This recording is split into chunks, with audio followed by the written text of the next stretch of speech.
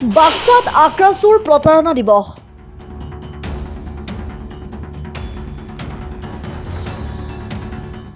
বেলগুৰিত উৰুৱালে কলা পতাকা।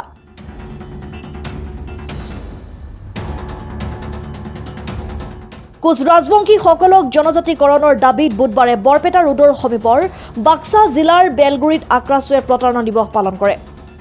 আক্ৰাচুৰ বিষয়ববীয়াসকলে কলা পতাকা উৰুৱাই এই প্ৰতাৰণা দিৱস পালন কৰে।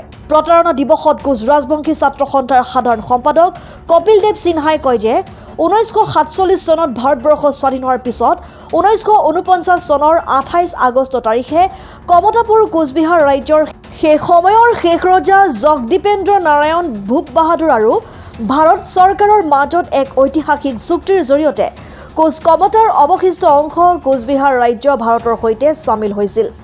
কিন্তু উল্লিখিত চুক্তিপত্ৰত সন্নিৱিষ্ট দফাসমূহ আজিলৈকে কাৰ্যকৰী নকৰিলে।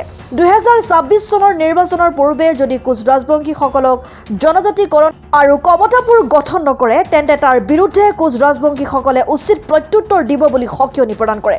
এই প্ৰতিবাদত কোচ ৰাজবংশী ছাত্ৰ সন্থা, কোচ ৰাজবংশী মহিলা সমিতি আৰু চিলাৰাই সেনাৰ লগতে প্ৰতিখন আঞ্চলিক সমিতিয়ে সহযোগ কৰে। আজি আমি কলা দিৱস এইকাৰণে পালন কৰিব লগা হৈছে যে আজি বাক্সা জিলা বুলি নহয় সমগ্ৰ কমতাপুৰতে আজি কলা দিৱস পালন কৰা হ'ব। আৰু কলা দিৱস পালন কৰাৰ উদ্দেশ্য এইটোৱে যে 1949 চনৰ 28 আগষ্ট তাৰিখে কোচ কমতাপুৰৰ শেষ ৰজা জগদীপেন্দ্ৰ নাৰায়ণ ভূপ বাহাদুৰ আৰু তদানীন্তন ভাৰত চৰকাৰৰ প্ৰধানমন্ত্ৰী জৱাহৰলাল নেহৰু আৰু গৃহমন্ত্ৰী চৰ্দাৰ বল্লভভাই পেটেলৰ মাজত এখন চুক্তি হৈছিলে, যি নেকি মাৰ্জাৰ এগ্ৰিমেণ্ট। এই মাৰ্জাৰ এগ্ৰিমেণ্টৰ জৰিয়তে কমতাপুৰক গ শ্ৰেণীৰ ৰাজ্য প্ৰদান কৰাৰ যি প্ৰতিশ্ৰুতি আছিলে, সেই প্ৰতিশ্ৰুতি ভাৰত চৰকাৰে আজিলৈকে চুক্তি কাৰ্যকৰী নকৰিলে বা ৰূপায়ণ নকৰিলে।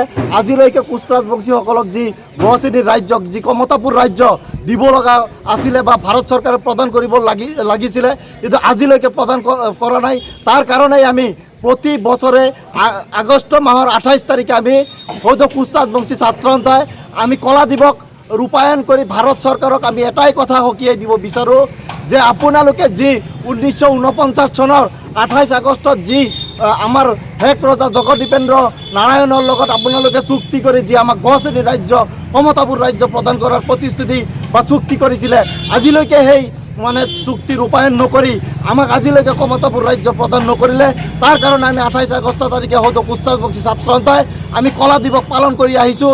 আৰু এই কলা দিৱস পালন কৰি আজি এই স্থলীৰ পৰাই ভাৰত তথা অসম চৰকাৰক সকীয়াই দিব বিচাৰিছোঁ যে অতি শীঘ্ৰে কোচ ৰাজবংশীসকলৰ কমতাপুৰ ৰাজ্য দিয়াৰ কাৰণে আপোনালোকে ব্যৱস্থা কৰক, অন্যথা কোচ ৰাজবংশী ৰাইজ ঐক্যবদ্ধ হৈছে। আপোনালোকে দেখা পাইছে যে মাৰ্জাৰ এগ্ৰিমেণ্টে নহয়, ভাৰত চৰকাৰে হওক অসম চৰকাৰে হওক এই জনগোষ্ঠীটোক বাৰম্বাৰ প্ৰতাৰণা কৰি আছে। ইলেকশ্যন আহিলেই দেখা পাওঁ যে নিৰ্বাচনী যিবিলাক প্ৰচাৰ সভা, এই প্ৰচাৰ সভাবিলাকত গৈ ডাঙৰ ডাঙৰ ভাষণ মাৰে যে যদি কেন্দ্ৰত বা ৰাজ্যত চৰকাৰ গঠন কৰিব পাৰে তেতিয়াহ'লে 6 মাহৰ ভিতৰতে কোচ ৰাজবংশীসকলৰ যি জনজাতিকৰণৰ সমস্যা, যি কমতাপুৰৰ সমস্যা, জনজাতিকৰণ 6 মাহৰ ভিতৰত প্ৰদান কৰিব, কমতাপুৰৰ সমস্যা ৰাজনৈতিকভাৱে সমাধান কৰিব। কিন্তু দেখা পাইছোঁ সিহঁতে মিটিঙত ভাষণ মাৰি ৰাজনৈতিকভাৱে আমাৰ ৰাজবংশী যি সহজ সৰল জনগোষ্ঠী তাৰ পৰা ভোট আদায় কৰাৰ বাহিৰে একো নহয়। গতিকে এনেকুৱা ধৰণৰ ভুৱা প্ৰতিশ্ৰুতি আৰু কিমান প্ৰদান কৰিব। গতিকে আমি সমগ্ৰ কোচ ৰাজবংশী জনগোষ্ঠী এতিয়া গোটেইখিনি কথা বুজি উঠিছোঁ যে আমাক ভাৰত চৰকাৰে হওক অসম চৰকাৰে হওক বাৰম্বাৰ আমাক প্ৰতিশ্ৰুতি দি আমাক প্ৰতাৰণা দিৱসৰ জৰিয়তে অসম তথা ভাৰত চৰকাৰক সকীয়াই দিব বিচাৰোঁ। অতি শীঘ্ৰে আমাক জনজাতিকৰণ প্ৰদান কৰক, অতি শীঘ্ৰে কমতাপুৰ ৰাজ্য প্ৰদান কৰক, অন্যথা কিন্তু কোচ ৰাজবংশী ৰাইজ জাগ্ৰত হৈ আমি আগন্তুক 26 চনৰ বিধানসভা নিৰ্বাচনৰ আমি যোগ্য প্ৰত্যুত্তৰ দিয়াৰ কাৰণে কিন্তু ঐক্যবদ্ধ হৈছোঁ। News desk report, Assam time. ৰাইজৰ কণ্ঠ